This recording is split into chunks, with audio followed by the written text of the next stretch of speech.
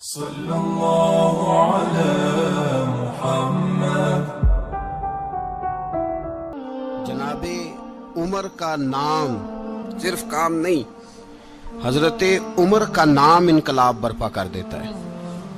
حضرت عمر کا نام کفر کے ایوانوں میں جبر، ظلم، شرک کی وادیوں میں جب حضرت عمر کا نام بھی لیا جائے تو بے ایمان کانپنا شروع ہو جاتے۔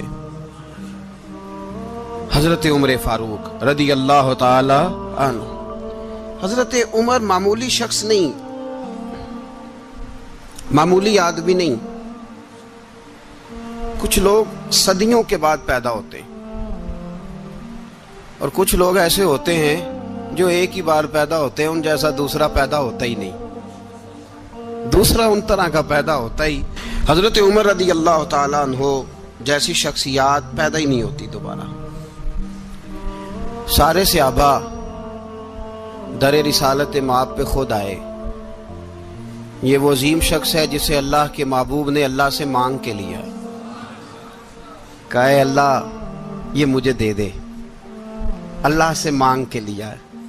اس لیے صوفیاء کہتے ہیں کچھ مرید ہوتے ہیں، کچھ مراد ہوتے ہیں، کچھ مرید ہوتے ہیں، کچھ مراد ہوتے ہیں۔ مرید وہ ہوتا ہے جو چل کے آتا ہے، آ کے مرید ہوتا ہے۔ مراد وہ ہوتا ہے جسے کہا جاتا ہے کہ یہ کبھی میرا بن جائے نا، یہ کبھی آ جائے نا، میرا بن جائے، اس کو مراد کہتے ہیں۔ حضرت عمر مصطفیٰ کریم کی مراد ہیں، حضور کی مراد ہے۔ اللہم اعز الاسلام بے اسلام عمر ابن خطاب، اے اللہ اسلام کو عزت دے دے، میرے عمر کو کلمہ پڑھنے کی توفیق عطا فرما دے۔ اور کیسے دعا مانگی؟ او یار حضرت عمر کی تو اس فضیلت کا کوئی جواب نہیں دے سکتا، میرے رسول پاک علیہ السلام سب کے لیے ہی دعا مانگتے ہیں نا، حضور کی دعا عام ہے، لیکن مصطفیٰ کریم نے کعبے کا غلاف تھام لیا اور غلاف کعبہ کو حضور نے سینے سے لپٹایا اور سینے سے چمٹا کے کہا اے اللہ میں نے تو کبھی سوال ہی زیادہ نہیں کیے، میں کرنے آیا ہوں، مجھے عمر دے دے، عمر دے دے۔ حضور نے مانگ کے لیا۔ اور پھر جب جس کو حضور مانگے اللہ سے کہ حضرت عمر رضی اللہ تعالیٰ عنہ کا آج یوم شہادت ہے، میرا تو دل کرتا تھا کہ فجر سے باتیں شروع ہوں اور سارا دن ہی عمر کی باتیں ہوتی رہیں، سارا دن جناب عمر کی باتیں، سارا دن، اس لیے کہ ذکر جناب عمر کا ہوگا پر راضی اللہ کے رسول ہوں گے صلی اللہ، تو جاگ کے بیٹھے، خوش ہو کے بیٹھے۔ ہمارے ہاں منایا ہی نہیں جاتا، بابے اللہ کی تا سون بھادروں اسو کتا تے منڈے جنوری فروری، تو اسلامی سال بھی گیا اور وہ تاریخیں بھی ساری گئیں۔ یکم محرم امت مسلمہ کے لیے بہت بڑا دن ہے، بہت بڑا دن۔ یہ شہادت ہے حضرت عمر فاروق کی رضی اللہ تعالی عنہ۔ یہاں چھوٹی چھوٹی باتوں پہ گورنمنٹ چھٹی کرتی پھرتی ہے، چھوٹی چھوٹی باتوں، الیکشن ہو گیا تو چھٹی، فلاں جگہ پہ تھوڑا سا کسی نے خبر دے دی کہ کوئی پریشانی ہے تو چھٹی، فلاں جگہ یہ ہو گیا تو چھٹی، یہاں تک کہ فلاں وزیر صاحب فلاں علاقے میں آئیں گے تو سارے علاقے کو چھٹی۔ اور اب تو اس سے بڑا حال ہونے لگا ہے، اگر جن لوگوں کی سندھ میں حکومت ہے ان کے لیڈر کا دن آیا تو اس دن چھٹی، اور جن کی پنجاب میں حکومت ہے ان کا دن آیا تو چھٹی۔ ہمارا مطالبہ ہے حکومت پاکستان سے، اگر سر اٹھا کے جینا چاہتے ہو تو یکم محرم کو چھٹی کیا کرو، اگر سر اٹھا کے جینا چاہتے ہو تو یکم محرم کو چھٹی کرو جناب عمر کے دن، اور ملت کے جوانوں کو بتاؤ کہ اگر عزت کی زندگی جینا چاہتے ہو تو اس طرح جیو جس طرح فاروق اعظم جی کے گئے ہیں، عزت اور وقار کی زندگی۔ جمہوریت حضرت عمر سے سیکھنی پڑے گی، حکومت کرنے کے طریقے حضرت عمر سے، رعایا کو سیکھنا پڑے گا کہ امیر کس طرح بنایا جاتا ہے اور امیر کس طرح کے ہوتے ہیں۔ یہاں لوگ ہمیں یورپ کی مثالیں دیتے ہیں، لوگ یہاں ہمیں آ کر کے امریکہ کی مثالیں، انہیں کیا پتا حکومت کیا ہوتی ہے؟ وہ کہتے ہیں جی وہ سائیکل پہ جاتا ہے ان کا حکمران۔ میں نے کہا وہ سائیکل پہ جاتا ہے؟ میرے عمر فاروق مدینے سے مکے گئے تھے تو پیدل ہی حج کرنے چلے گئے، پیدل ہی۔ اور جناب عمر فاروق رضی اللہ تعالیٰ عنہ عید کی نماز پڑھانے گئے، عید کی نماز عمر خطبہ عید دینے گئے، اور اس زمانے میں کون سا غریب ہے جو ننگے پاؤں جاتا ہو؟ کون سا غریب ہے جو مسجد ننگے پاؤں جاتا ہو؟ لوگوں نے تو 3 قسم کی چپلیں رکھی ہوئی ہیں. ایک مسجد جانے کی علیحدہ ہے، گھر پہننے کی علیحدہ ہے، شادی بیاہ پہ جانے کی چپل علیحدہ ہے. حضرت عمر فاروق رضی اللہ تعالیٰ عنہ نکلے عید کا خطبہ دینے کے لیے، تو بیوی سے کہنے لگے جوتا. اس نے کہا صاحب اتنی دفعہ ٹوٹا ہے اب گانٹھا نہیں جا سکتا، اتنی دفعہ ٹوٹا ہے کہ اب دوبارہ پیمند نہیں لگ سکتے. تو حضرت عمر کہنے لگے چل کوئی حرج نہیں، بغیر جوتے کے ننگے پیر ہی چلتے ہیں، کوئی حرج نہیں. تو کہنے لگے لوگ کیا کہیں گے؟ فرمایا چپ کر. لوگ جس دن عمر نے یہ دیکھ لیا نا لوگ اس کے بارے میں کیا کہتے ہیں، اس دن عمر نہیں رہے گا. تو کہا پھر آپ کا نظریہ کیا ہے؟ فرمایا میرا نظریہ یہ ہے کہ رب رسول میرے بارے میں کیا کہتے ہیں. لوگوں کا کیا ہے؟ لوگ کل کسی کے بارے میں کچھ کہتے ہیں اور پرسوں کچھ کہتے ہیں. میرا نظریہ یہ ہے کہ رب رسول میرے بارے میں ننگے پیر عمر جا رہے ہیں. کون جی؟ میں بڑا ماڑا. اچھا جناب کیا غربت ہے؟ 10 قسم کے جوڑے لٹکے ہوئے ہیں کمرے میں اور پہننے کی فرصت نہیں. سویرے کیا پہننا ہے، شام کیا پہننا ہے، 15 سوٹ کٹھے استری ہو کے لانڈری والا بھیج رہا ہے، اور تو غریب ہے. تو بہت بڑا غریب ہے.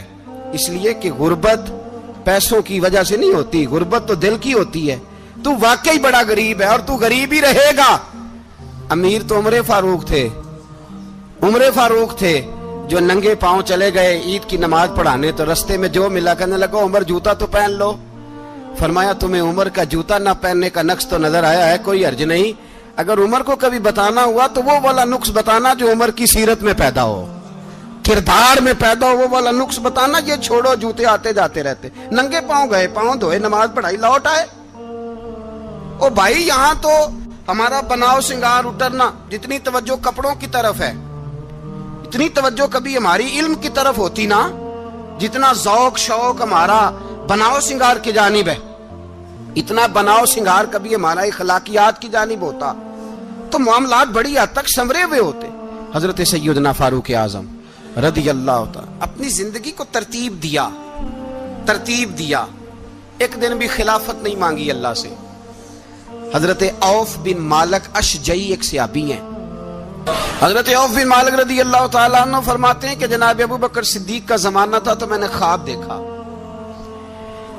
میں نے خواب میں جناب عمر کو دیکھا اور میں نے دیکھا کہ کوئی کہنے والا کہہ رہا ہے کہ عمر وہ ہے کہ اللہ کے رستے میں کوئی اسے جتنا مرضی برا بھلا کہے یہ پرواہ نہیں کرتا. کس کے رستے میں؟ بولے سارے. اس کا مطلب ہے اللہ کے رستے میں لوگ برا بھلا بھی. قرآن مجید نے کہا وَلَا يَخَافُونَ لَوْمَةَ لَائِمٍ. کچھ لوگ ایسے ہیں جو برا بھلا کہنے والوں کی پرواہ نہیں کرتے. آپ یقین کریں اگر پرواہ شروع ہو جائے نا تو دین کا کام ختم ہو جائے. نہ کوئی تقریر کرے، نہ کوئی تدریس کرے، نہ کوئی پیری مریدی کرے، ختم ہو جائے اگر باتوں کی پرواہ ہو. لیکن وہ پرواہ. حضرت عوف بن مالک اشجعی کہتے ہیں میں نے خواب میں دیکھا کہ عمر وہ ہے جو کسی کی پرواہ، اور دوسری بات میں نے یہ دیکھی کہ عمر خلیفہ بنے گا، اور تیسری بات میں نے خواب میں یہ دیکھی کہ عمر شہید بھی کیا جائے گا، عمر شہید بھی ہوگا. یہ میں نے 3 باتیں خواب میں دیکھی. فرماتے ہیں میں نے آ کے خواب حضرت ابو بکر صدیق کو سنائی. وہ خلیفہ تھے. وہ کہنے لگے ٹھہر جا، میں عمر کو بلاتا ہوں، اس کے سامنے دوبارہ سنانا. اس کے سامنے. فرماتے ہیں میں نے بلایا حضرت عمر فاروق کو، آ کے بیٹھے. خواب شروع ہوا. کا ایک بات تو میں نے یہ دیکھی کہ آپ ملامت کرنے والے کی پرواہ نہیں کرتے. دوسرا آپ خلیفہ بنے گے. جناب عمر کہنے لگے چپ کر، ابو بکر کے سامنے ہی کہہ رہا ہے، چپ کر، خلیفہ کے سامنے ہی کہہ رہا ہے. تو حضرت ابو بکر صدیق کہنے لگے عمر اسے کہنے دو، مجھے لگتا ہے رب کی رضا یہی ہے کہ میرے بعد اگر مصطفیٰ کا منبر ملے تو عمر کو ملے. اسے کہنے دو. یار یہاں تو لوگ ڈھینگے مارتے ہیں، یہاں تو لوگ دعوے کرتے ہیں میرے سامنے فلانے کو بھی بٹھاؤ، فلانے کو بھی بٹھاؤ، اس کو کیا پتا، اس کو کیا پتا. یہ تو بڑکے مارنے کا دور ہے. حضرت عمر رضی اللہ تعالیٰ عنہ کو تیسری بات کہی. حضرت عوف بن مالک نے کہا آپ شہید کیے جائیں گے، میں نے خواب دیکھی ہے. نیک لوگوں کے خواب بڑی حد تک سچے ہوتے ہیں. کہا میں نے خواب دیکھی ہے. تو حضرت عمر کہنے لگے شہید تو دلیر لوگ ہوتے ہیں، شہید تو دلیر جسے سارا زمانہ دلیر کہہ رہا ہے وہ کرتا تو یہ خواب تو نے جو دیکھا ہے نا پھر سے دیکھنا. تو ابو بکر صدیق فرمانے لگے عاجزی نہ کر, انکساری نہ کر, تو جو کہہ رہا ہے ٹھیک کہہ رہا ہے, لیکن مجھے سن کے شکر بھی ہوا ہے اور افسوس بھی ہوا ہے. افسوس اس بات کا کہ تیرے جیسا بطل عظیم چلا جائے گا, اور شکر اس بات کا کہ رب تجھے زندگی بھی اعزاز والی دے گا, اور شہادت کی موت دے کے اللہ تجھے موت بھی عزت والی عطا فرمائے گا. اللہ موت بھی تجھے عزت والی دے گا, تجھے کاہلوں جیسی موت اللہ. حضرت فاروق اعظم رضی اللہ. او بھائی یہاں تو اس زمانے کا سب سے بڑا مسئلہ پروٹوکول ہے. لوگوں کو پتا ہوتا ہے کامل پیر ہے, کامل مرشد ہے, لوگ نہیں جاتے. میں کسی کا مرید ہو جاؤں, میرا پروٹوکول کدھر گیا؟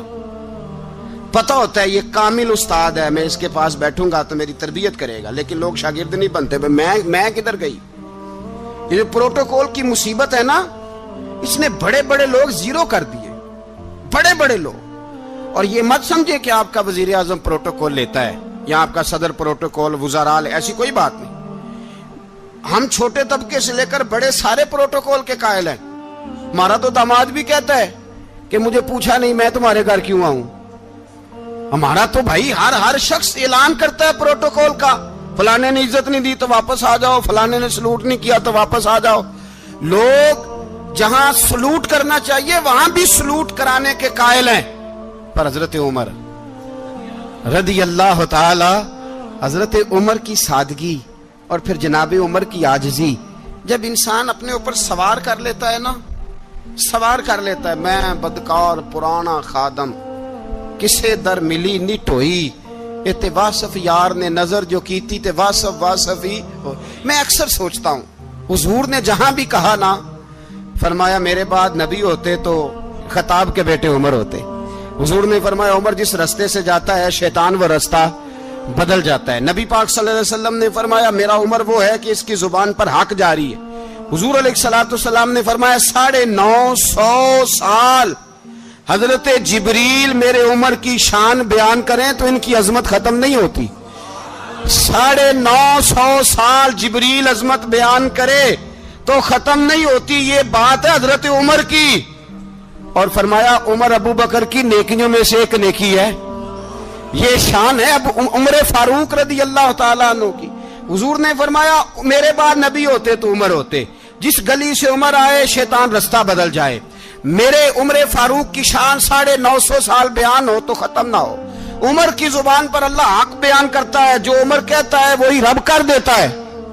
حضور ساری زندگی فضیلتیں بیان کرتے رہے, عمر جواب میں کیا کہتے ہیں؟ کوئی بتائے نا کہ یہ والی حدیثیں کبھی عمر نے بھی روایت کی ہوں کہ حضور نے میرے بارے میں یہ کہا ہے. یہ روایتیں وہ روایت نہیں کرتے. ان سے جب لوگ کہتے عمر تیری بڑی بات ہے تو عمر رو پڑتے, کہتے میں تو اونٹ چرانے والے باپ کا بیٹا ہوں, میں تو اونٹ چرانے والے باپ کا بیٹا, اونٹ چرا. اس سے آگے عمر گئے ہی نہیں ساری زندگی, اس سے آگے لفظ ہی نہیں ادا کی. اور میں تو بھائی اونٹ چرانے والا, میرا باپ تو اونٹ چرایا کرتا تھا, 10 اونٹ تھے, میری ڈیوٹی ہوتی تھی, سنبھالے نہیں جاتے تھے, ابا ڈنڈوں سے مارتا تھا. ساری زندگی عمر حج کرنے گئے, ایک خشک تنا کھجور کا عمر فاروق رضی اللہ تعالیٰ عنہ نے اس کو اپنے کلاوے میں لیا, رونے لگے. لوگوں نے کہا عمر کیا ہوا؟ فرمانے لگے یہاں میں اونٹ چرایا کرتا تھا, یہاں میں اونٹ چراتا تھا, 10 اونٹ سنبھالے نہیں جاتے تھے. دیکھو رسول اللہ کی شان, آج ساری امت چلانے کا طریقہ عطا فرما دیا ہے. ساری نظریے سے پیار. یار پیسہ کس کو برا لگتا ہے؟ آپ جس آدمی کی 50 کروڑ کی پراپرٹی ہے اس کو پوچھیں سب سے غریب, آپ کو وہی نظر آئے گا. وہ کہے گا میں ٹائٹ ہوں, حالات بڑے. میں کئی باری پوچھے انہوں نے, میں کہتا ترجمہ بھی 10 چھڑوں کی, ہمیں تو سمجھ نہیں آتی. اور ٹائٹ حالات کون سے ہوتے ہیں جی؟ جس آدمی کا کروڑوں میں کاروبار ہے نا, اس کو آپ چھیڑے وہ رونے لگ جائے گا, رونے. تو کئی میں نے ایسے دیکھے ہیں کرائے کا مکان ہے, ان سے پوچھے صاحب کیا حال ہے, تو کہتے ہیں جتنی اللہ نے شان والی زندگی ہمیں عطا کی ہے کسی کو نہیں دی ہوئی. اس کا مطلب ہے خوشی بھی یہی ہے اور غم بھی یہی ہے. اندر سے خوشی ہے, اندر سے ہی. تو نے اگر راضی رہنا ہے تو ادھر سے رہنا ہے, ناراض رہنا ہے تو بس اپنے آپ کو خوش رکھے گا تو ہو جائے گا۔ سارے صحابہ مل کے آئے، کہنے لگے عمر فاروق سے کہنا ہے نبی پاک کے زمانے میں تو ظاہراً غربت تھی، ابو بکر کے دور میں بھی غربت تھی، اب تو بڑا مال ہے، عمر سے سفارش کرو کہ عمر نیا کرتا پہنا کرے۔ ملکوں کے سفیر آتے، عمر وہی پھٹی پرانی چادر اوڑھ کے اور وہی کئی جگہ پہ پیوند لگے سوٹ پہن کے سفیروں کے سامنے بیٹھ جاتا ہے۔ عمر کو مشورہ دو، طے ہو گئی بات۔ سب نے جب مشورہ دے لیا تو سارے کہنے لگے یہ بتاؤ شیر کی مونچھ کو ہاتھ کون لگائے گا؟ کہنا کس نے ہے؟ بندہ بھی تو ڈھونڈو نا۔ انہوں نے کہا جناب میرا یہ خیال ہے کہ مولا علی شیر خدا کہیں گے، کیونکہ جس شخص کی عمر کو سب سے زیادہ حیا کرتے دیکھا وہ شیر خدا مولا علی ہے رضی اللہ تعالی علی کہیں گے، اس لیے کہ جناب علی تو کئی دفعہ جب گفتگو کرتے تھے تو حضرت عمر چپ کر جاتے تھے اور فرماتے تھے علی نہ ہوتا تو میں ہلاک ہو جاتا۔ تو کہا علی سے کہو۔ جناب علی شیر خدا کو بلایا، کس کام کے لیے؟ جی اللہ اکبر۔ یہ ذرا اپنے اس دور پہ اس بات کو ذرا لاکا جناب ان سے کہیں کہ زیادہ نہیں، ایک کرتا نیا پہن لے، سفیر آتے ہیں وزیر آتے ہیں تو ایک کرتا نیا پہن لے۔ حضرت علی کو بلایا، آپ فرمانے لگے کوئی اور بات ہوتی تو میں کہہ دیتا، یہ والی میں نہیں کہہ سکتا، کوئی اور ہوتی تو میں عمر کو کئی دفعہ کہہ دیتا ہوں، جلال میں بھی تو سن، یہ والی میں نہیں کہہ سکتا، میں تمہیں ایک مشورہ دیتا ہوں۔ کہا وہ کیا؟ کہنے لگے سید عائشہ صدیقہ سے کہو، وہ مومنوں کی ماں ہیں، عمر ٹالے گا نہیں۔ اماں جی سے جا کے کہا اماں جی نیا کرتا عمر سے کہیں پہن لیں، وزیر آتے ہیں بڑے بڑے لوگ تو چلو کوئی حرج نہیں۔ اماں جی نے کہا اچھا کوئی بات نہیں میں بلا لیتی ہوں۔ جناب عائشہ نے پیغام بھیجا، جب خادم نے کہا نا مصطفیٰ کے گھر سے پیغام آیا ہے تو 20 لوگ بیٹھے تھے، عمر کانپتے ہوئے اٹھے، کانپتے دوڑے۔ حضرت عائشہ پردے میں تھی تو فرماتی ہیں عمر اتحیات کی حالت میں بیٹھ گئے۔ کہا اماں جی دیر تو نہیں ہو گئی مجھے آنے میں؟ کہا نہیں ٹائم پہ آ گئے ہو۔ کس لیے بلایا تھا؟ کہا عمر دیکھو غربت کے معاملات اور ہوتے ہیں، جب اللہ آسانی دے تو کوئی چیز استعمال کرنا حرام نہیں ہوتی، اگر حرام ہے تو بتاؤ۔ کہا نہیں اماں جی حلال ہی ہے۔ تو فرمایا پھر اتنے سفیر آتے ہیں مشیر آتے ہیں، اب تو مال غنیمت بڑا آتا ہے، ڈھیر لگ جاتے ہیں مسجد میں، تو چل ایک نیا کرتا تم بھی پہن لیا کرو، اور آپ نیا کرتا پہنو گے تو دھاک بیٹھے گی غیروں پر۔ تو صحابہ کا مشورہ ہے کہ آپ نیا لباس پہنے۔ اماں جی کہتی ہے میں نے حکم دیا تو عمر چپ کر گئے، گردن جھک گئی۔ تھوڑی دیر کے بعد سیدنا عمر فاروق نے سر اٹھایا تو داڑھی پہ آنسو گر رہے تھے، رو پڑے، کہنے لگے پاک محبوب کی پاک بیوی جیسے حکم کرتی ہو میں حاضر ہوں، پر مجھے وہ والا لباس پہنانا جو میرے مصطفیٰ نے پسند فرمایا ہے، اگر یہ رنگ رسول پاک کا ہے تو میں حاضر ہوں، اور اگر نبی پاک کا نہیں تو پھر جیسے آپ حکم کریں۔ جناب عائشہ کہتے ہیں عمر روئے تو میں زیادہ روئی، میرا پلو بھیگ گیا آنسوؤں سے۔ میں نے کہا عمر آپ جائیے۔ عمر یوں نکلے تو جو صحابہ کھڑے تھے وہ کونے میں تھے، سارے آ گئے۔ کہا اماں جی کیا بناؤ؟ فرمایا بھائی تم سب جو باتیں کہتے ہو وہ اپنی جگہ ٹھیک ہیں، پر عمر جو بات کرتا ہے وہ سب سے زیادہ ٹھیک ہے۔ عمر جس پہلو پر بات کرتا ہے وہ یار ایسی عاجزی، ایسا رنگ، ایسا انداز، ایسا طرز حیات، ایسی زندگی۔ اولاد کے معاملے میں لوگ بزدل ہو جاتے ہیں، بزدل، پر حضرت عمر کا بیٹا مصر گیا، وہاں سے کمائی کر کے لایا، تجارت کرنے گیا، لاکھوں کا مال۔ کون سا باپ ہے دنیا میں جس کا بیٹا باہر سے پیسے لے کے آئے تو ابا تفصیل پوچھے کہ بیٹا کہاں سے کمائے، کہاں سے لایا، کتنے ملے، کیوں آئے؟ کون سا باپ تفصیل پوچھتا ہے؟ ابا تو کہتا ہے لا صحیح، اور تعریفیں کرتا ہے میرا بیٹا بڑی کمائی کرتا ہے۔ کبھی پوچھا ہے اس سے کہ ڈیوٹی صحیح دیتا ہے کہ نہیں؟ کبھی پوچھا ہے کہ تو ایمانداری کی روزی لاتا ہے کہ حرام کی کماتا ہے؟ یہ باپ کی ذمہ داری ہے، یہ اماں کی ذمہ داری ہے۔ پھر کہتا ہے بیماری کیسے آ گئی، پریشانی کیسے آ گئی؟ تو نے کبھی سوال کیا اپنی اولاد سے؟ حضرت عمر فاروق رضی اللہ تعالیٰ عنہ کا بیٹا مصر سے پیسے کما کے لایا تو جناب عمر نے بلایا، فرمایا بیٹے اتنی تو تیرے پاس راس ہی نہیں تھی، تھوڑے سے تو پیسے لے کے گیا تھا، اتنی کمائی کیسے ہو گئی؟ اتنے تو پیسے نہیں تھے صاحب، کہاں سے کمائی لائے؟ اس نے کہا ابا جی وہ جو میرے چچا ہے نا مصر کے گورنر، آپ کے دوست، انہوں نے میری مدد کی ہے. فرمایا جتنے لوگ گئے تھے سب کی ہے مدد اس نے؟ کہا نہیں صرف میری کی. فرمایا تیری کیوں کی؟ تیری کیوں کی؟ تیری کیوں کی؟ کہا حضور آپ کے دوست ہیں. فرمایا چپ کر. حضور انہوں نے مجھے اتنے پیسے دیے, میں نے کاروبار میں ڈالے تو نفع آیا تو میں ان کی رقم دے کے. فرمایا خاموش ہو جا, باقی جتنے لوگ گئے تھے سب کی مدد کی اس نے؟ کہا نہیں حضور صرف میری کی. فرمایا اس نے تیری مدد نہیں کی, اس نے خلیفہ کے بیٹے کی مدد کی, اس لیے کہ وہ خلیفہ کو اپنے حق میں نرم کر سکے. فرمایا آدھا مال تیرا ہے, آدھا مال غنیمت کا ہے, مال خزانہ کا ہے, مسلمانوں کا ہے, اس لیے کہ تو جو وہاں سے مال کما کے لایا ہے وہ اپنے باپ کے خلیفہ ہونے کی وجہ سے کما کے لایا ہے, لہذا رکھ ادھر. یہاں کہتے ہیں کدھر سے آیا, کیسے آیا, کون سا حساب دیں, کیا کریں. او بھائی حضرت عمر رضی اللہ تعالیٰ عنہ کا اپنی اولاد کے بارے میں یہ رنگ ہے.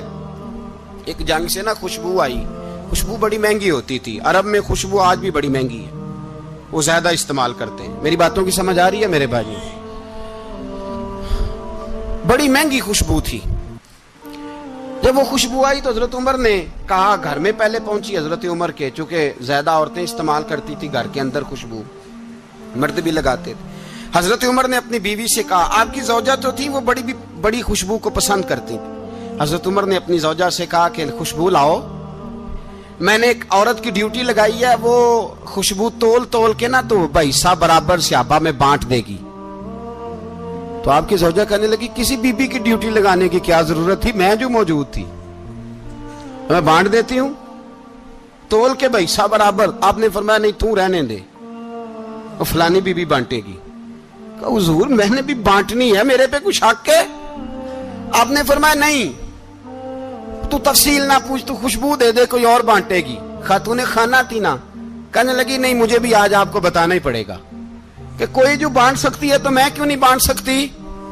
زوجہ کہتی عمر نے بات کی تو میری چیخیں نکل گئی. حضرت عمر فرمانے لگے جب تو خوشبو بانٹے گی نا تیرے ہاتھوں کو بھی لگے گی, تیرے دوپٹوں کو بھی لگ جائے گی. اگر رب کریم نے مجھ سے سوال پوچھا کہ عمر خوشبو تو مسلمانوں کی تھی, تیری بیوی کے دوپٹے کو کیوں لگ گئی, تو میں اللہ کے حضور کیا جواب دوں گا؟ اگر اللہ نے یہ سوال کیا کہ تیری بیوی نے کیوں لگائی, وہ تو حصہ تھا مسلمانوں کا, تو نے تیری بیوی نے کیوں لگائی؟ تو فرمایا میں نہیں چاہتا کہ اللہ کے حضور مجھے اور تجھے باز پرس ہو, لہذا کسی اور کو بانٹنے دے.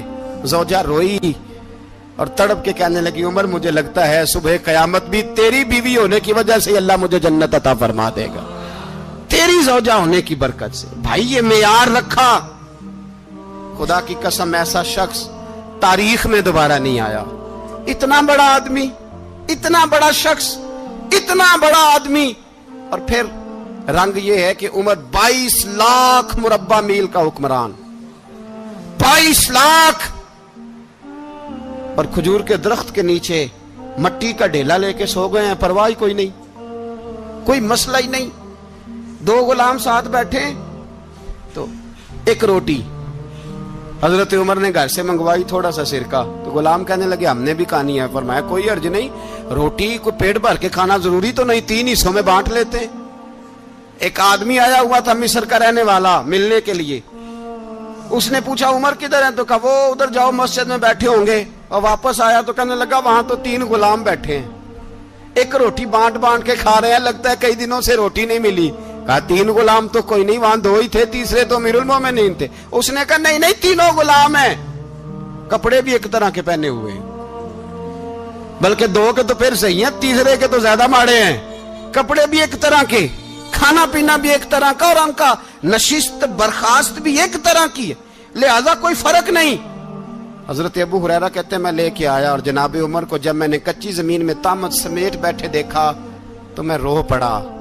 میں نے اس مصر سے آنے والے کو کہا تو اس کے جلوے دیکھ, اگر اس کی ذات میں اتنا حسن ہے تو محمد عربی کا مقام کیا ہوگا. یہ مقام غور ہے, مقام غور. 10 محرم کو لوگ دیگے پکائیں گے نا, نہیں پکانی ہے, کوئی بول دے نہیں, ہاں نہ نہیں کر دے, پروگرام بدلیا تو نہیں دی عید کی کہ وہی کام شروع ہوا ہے لاسٹ ٹائٹ ہونے والا. کیوں جی پکڑی ہے نا, دیکھیں 10 محرم کو انشاءاللہ تعالی, ہم بھی پکائیں گے انشاءاللہ, یہاں بھی پروگرام ہوگا. تو 10 محرم کو جو دیگ پکنی ہے تو ایسا نہیں ہو سکتا کہ یکم محرم کو حضرت عمر کے نام کی بھی کوئی پک جائے. اگر امام حسن حسین کے نام کی دیگیں پکیں تو جو امام حسن حسین کے سے پیار کرنے والے ہیں, جو امام حسن حسین سے, ہم لوگوں نے بھی عجیب رٹا اپنایا ہے نا. ہم لوگ بات کا ایک پہلو دیکھتے ہیں, دوسرا نہیں دیکھتے.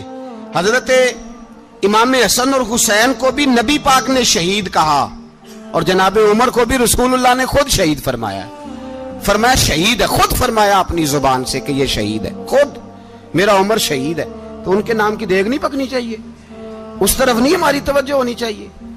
اور اہل بیت نبو, یہ بات میں پہلے بھی کرتا ہوں, آج پھر کرنا ضروری سمجھتا ہوں. اہل بیت کا پیار, سن لو کان کھول کے, اہل بیت کا پیار اگر ہمیں کسی نے سکھایا ہے تو سیدنا عمر فاروق نے سکھایا ہے.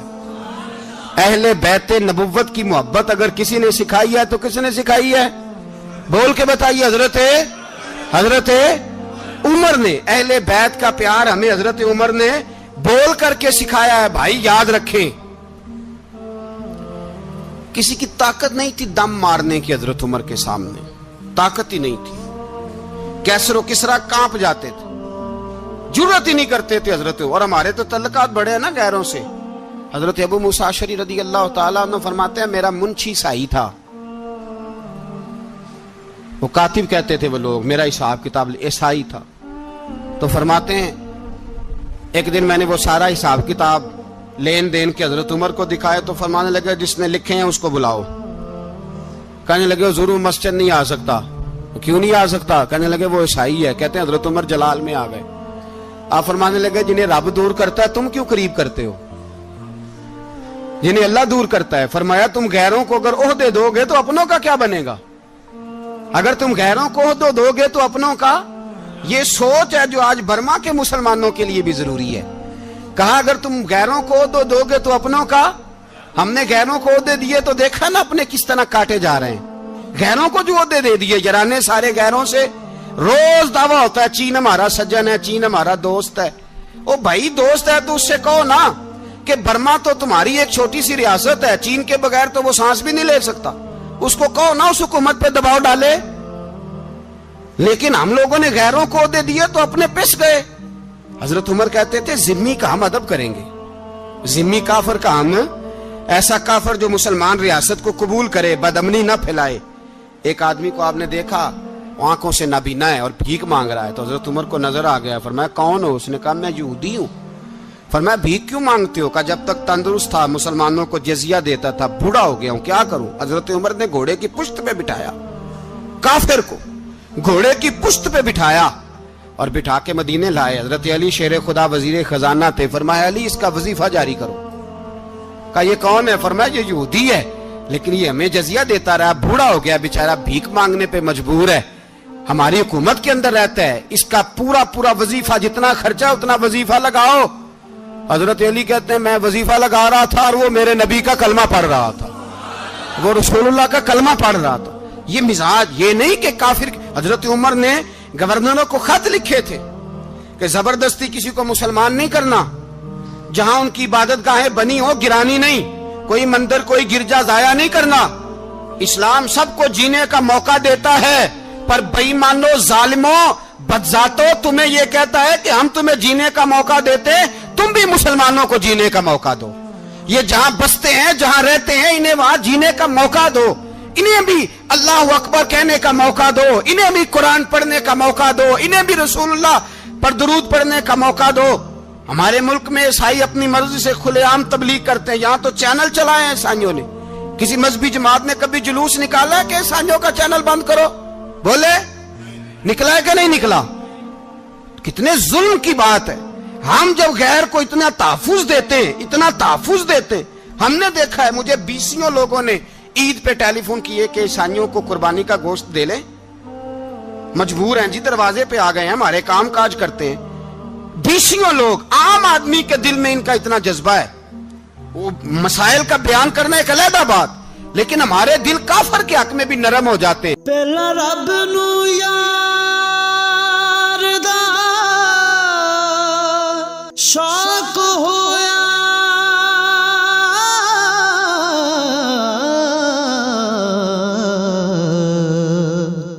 نبی پاک دا کرن جمال مائیں آیا وہی لے کے ہویا ترت حاضر تے لیا یار نے یار نو پھال مائیں۔ تم کس قدر زیادہ بھائی کے حق میں نرم ہوتا ہی نہیں، اور اس سے بڑے ذلیل وہ ہیں جو ان ذلیلوں کے سپورٹر ہیں، وہ کسی عرب ملک کے حکمران ہو یا کسی اور جگہ کے، وہ بڑے ذلیل ہیں جو ان ذلیلوں کے سپورٹر ہیں، جو برما کی بچیوں کے قتل پر اپنی حکومتیں چمکا رہے ہیں، انہیں شرم نہیں آتی۔ اس قدر مسلمان تڑپا ہے لیکن ان بے غیرتوں کو ذرا ہوش نہیں آئی، اور یہ ان کے کماش، ان کے دلال جو ہر جگہ ان کی سپورٹ کر کے اپنی حکومتیں قائم کرتے ہیں، ان بے ایمانوں کو پتہ نہیں کہ کب ان پر اللہ کا عذاب اترے گا اور کس طرح ان کے پرخشے اڑیں گے۔ تمہیں اپنی ذلت اور رسوائی نظر نہیں آ رہی کہ زمین کس طرح تمہارے لیے تنگ ہو گئی ہے؟ اس سے زیادہ اور تمہاری رسوائی کیا ہوگی؟ ڈرو اللہ سے، اور یہ تو دنیا کا عذاب ہے۔ ان بطش ربک لشدید، میرا رب کہتا ہے قیامت تو قائم ہونے دے، جتنا سخت تیرے رب کی پکڑ ہے اتنی کسی دوسرے کی ہو سکتی، یاد رکھیں۔ اور تھوڑا احتیاط کریں ہم سب لوگ بھی، جو ہم لوگ آدھی زبان بول کے بھی ان کی سپورٹ کرتے ہیں، اب شرم آنی چاہیے ہمیں ان حکومتوں کی سپورٹ کرتے جو مسلمانوں کی لاشوں کے اوپر حکومتیں قائم کرتے ہیں، شرم آنی چاہیے۔ بہرحال بات دور نکل جائے گی اور میں اپنے مضمون پہ رہتا ہوں۔ اہل بیت کا پیار اگر سکھایا ہے تو جناب عمر نے سکھایا ہے رضی اللہ تعالی عنہ، امام حسن ملنے۔ آپ یقین کریں میں جب اس واقعہ کو پڑھتا ہوں تو میرا دل جھوم جاتا ہے، میں کہتا ہوں یار ڈاڈا ہونا اپنی جگہ پہ، عشق ہونا اپنی جگہ پہ، انسان کا باوقار ہونا اپنی جگہ، جہاں کھڑے ہونا تھا وہاں یہ کھڑے ہوتے تھے، اور جہاں جھکنا تھا وہاں یہ ان لوگوں میں اقبال نے کہا تھا تیری نگاہ ناز سے دونوں مراد پا گئے، عقلے کی یاب و جستجو، عشق حضور و اضطراب۔ جہاں اگر آیا ہے سامنے کیسر و کسرا تو عمر جیسا دلیر کوئی نہیں، اگر سامنے آیا ایران کا بادشاہ تو عمر جیسا تگڑا کوئی نہیں، اگر آیا ہے سامنے غسان کا بادشاہ تو عمر جیسا عادل کوئی نہیں، لیکن اگر علی کا بیٹا آیا ہے، اگر فاطمہ کے لال پارے آئے ہیں تو پھر فاروق اعظم سے جیسا محب کوئی نہیں، پھر ان سے جیسا پیار کرنے والا کوئی نہیں۔ اندر بیٹھے ہیں جناب عمر، اندر تنہائی میں کچھ وزیروں سے گفتگو ہو رہی ہے، میٹنگیں جاری ہیں۔ آپ کے بیٹے ملنے آئے جناب عبداللہ ابن عمر، ابا جی ملنا ہے، بات ٹھہرو بات کر رہا ہوں، کوئی نہ اندر آئے۔ صاحبزادہ باہر کھڑا ہے، تھوڑی دیر گزری تو امام حسن بھی آ گئے۔ کون آئے؟ آپ کو جو ملے گا امام صاحب کا نام لینے سے، وہ سردار ہیں جنتیوں۔ کون آئے؟ سارے بولیے امام حسن، تیری نسل پاک میں ہے بچہ بچہ نور کا، تو ہے نے نور تیرا سب گھرانا۔ امام حسن آئے تو حضرت عبداللہ ابن عمر کو دروازے پہ کھڑے دیکھا، کہا امیر المومنین کہاں ہیں؟ کہنے لگے حضرت عمر کے بیٹے۔ کہنے لگے وہ اندر بیٹھے، کچھ میٹنگ ہو رہی ہے، اور انہوں نے کہا کوئی اندر نہ آئے، لیکن آپ جانا چاہیں تو چلے جائیں، آپ جانا چاہیں تو، تیری نسل پاک میں ہے بچہ بچہ نور، آپ جانا چاہیں تو چلے جائیں۔ تو انہوں نے کہا جب آپ باہر کھڑے ہیں تو مجھے کوئی اتنا ضروری کام نہیں، اور ابھی زور کی نماز تھوڑی دیر میں ہوگی، میں مسجد میں مل لوں گا امیر المومنین سے۔ یہ بات کہہ کے امام حسن چلے گئے۔ یار اتنی بڑی بات نہیں تھی، اتنی بڑی بات نہیں تھی، وہ میرے استادوں کا بیٹا بھی آئے تو کہا ٹھیک ہے جی وہ سوئے ہوئے ہیں، کوئی غرض نہیں یار میں ٹھہر کے آ جاؤں گا، کوئی بڑی بات نہیں تھی، دیکھا جائے تو بڑی بات نہیں تھی، پر بات بہت بڑی تھی، اس لیے کہ یہ خالی حسن نہیں، یہ حسن ابن علی ہے، یہ حضرت فاطمہ کے لخت جگر۔ حضرت عمر باہر نکلے، عبداللہ ابن عمر سے پوچھا کوئی آیا تو نہیں؟ تو کہا حضور امام حسن آئے تھے۔ تو کہا پھر شہزادے کو اندر کیوں نہیں بھیجا؟ کہا میں نے کہا تھا۔ وہ کہنے لگے اگر امیر المومنین مصروف ہیں تو میں ظہر میں مل لوں گا۔ حضرت عمر رونے لگے، فرمایا بیٹے تو نے اچھا نہیں کیا۔ پھر مسجد نہیں گئے، سیدھے امام حسن کے دروازے دستک دی، امام حسن باہر آئے، کہا شہزادے آئے تھے تو ملے کیوں نہیں؟ تو امام حسن کہنے لگے حضور آپ کا اپنا بیٹا دروازے پہ کھڑا تھا، آپ کا اپنا بیٹا دروازے پہ کھڑا تھا، اور منع بھی کیا تھا آپ نے، تو میں زور میں مل لیتا۔ حضرت امام حسن فرماتے ہیں جوش جذبات میں جناب عمر نے سر سے پگڑی اتار دی، جوش جذبات میں کہنے لگے حسن میرے بیٹے کا اور آپ کا کیا مقابلہ؟ کیا اس کی ماں کا نام فاطمہ الزہرا ہے؟ کیا اس کی نانی کا نام خدیجۃ الکبریٰ ہے؟ کیا اس کے نانے کا نام محمد مصطفیٰ ہے؟ آپ کا اور اس کا کیا مقابلہ؟ پھر رو پڑے اور کہنے لگے بیٹے میں مکے کے صحراؤں میں اونٹ چرایا کرتا تھا، یہ جو میرے سر پر عزت کے بال ہیں یہ تیرے نانے کے اگائے ہوئے، میں مکے کے خبردار شہزادے خبردار۔ او بھائی اہل بیت نبوت کے ادب کا رنگ اگر سکھایا ہے تو سیدنا عمر نے سکھایا ہے۔ حضرت عمر فاروق اتھارٹی ہے، اسلام کی اتھارٹی۔ یکم محرم حضرت عمر کی شہادت ہے۔ یہودی بول اٹھا، کافر بول اٹھا، اگر 6 مہینے عمر دنیا میں اور رہتے تو دنیا میں کوئی کافر موجود نہ ہوتا۔ 6 مہینے۔ اور جب اس بطل جلیل کا جنازہ اٹھا، اللہ بخاری پڑھیے نا، اللہم ارزقنا شہادۃ فی سبیلک، اللہ بسترے کی موت نہ دینا، شہادت کی دینا۔ عمر شہید ہوئے، مسجد نبوی میں نماز پڑھاتے، اور جب جنازہ اٹھا تو مدینے کا پھر پیچھے جو دلیر بچے وہ مولا علی تھے۔ مولا علی، جناب عمر کا جنازہ اٹھا تو سب سے پہلی ہائے جو نکلی وہ حضرت علی کی زبان سے نکلی، اور حضرت علی ساری داڑھی آنسوؤں سے بھر گئی۔ لوگوں نے کہا کہ علی کیا ہوا؟ فرمانے لگے تم دیکھ نہیں رہے جنازہ کس کا اٹھا ہے؟ پلٹ کے دیکھو تو صحیح، تم پتہ نہیں یہ کون گیا ہے؟ کہ حضور کیا ہوا؟ آپ فرمانے لگے عمر اس طرح کے کام کر کے گیا ہے، اب ان کے رستوں پہ کون چلے گا؟ کون اس کے جگر راہ وفا میں نقش ایسے چھوڑ آیا ہوں، میں جس منزل سے گزرا ہوں وہ اب تک یاد کرتی ہے۔ حضرت علی حضرت عمر کے جنازے پہ کھڑے ہو کے کہتے ہیں اللہ مجھے اس طرح کے عمل کرنے کی توفیق دے جس طرح کی عمر کر کے گیا۔ میرے بھائی بطل عزیز، بطل حریت حضرت عمر رضی اللہ تعالیٰ عنہ جو اپنی زندگی انقلاب والی گزار کے گئے۔ عمر جب دنیا سے گئے تو 80 دینار کا قرضہ تھا، 22 لاکھ مربع میل کا حکمران، اور اپنے بیٹے سے کہنے لگے بیٹے کوشش کرنا تیرے خاندان والے مل کے میرا قرضہ اتار دے، میری قبر پہ بوجھ نہ رہے، اور اگر خاندان والے مدد نہ کریں تو میرے دوستوں سے بات کرنا، وہ مدد نہ کریں تو پھر علی سے بات کرنا۔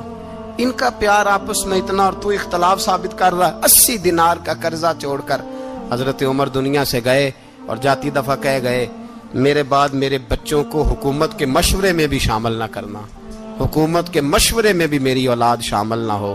اتنا بڑا شخص اتنا بڑا رنگ دے کے یکم محرم کو جب عمر فاروق کا وصال ہوا تو بیٹے سے کہنے لگے اماں عائشہ سے جا کے کہو میرا بھی نبی پاک کے روزے میں دفن ہونے کو دل کرتا ہے۔ ایک قبر کی جگہ ہے اماں جی نے اپنے لیے رکھی ہے، بخاری ہے بخاری۔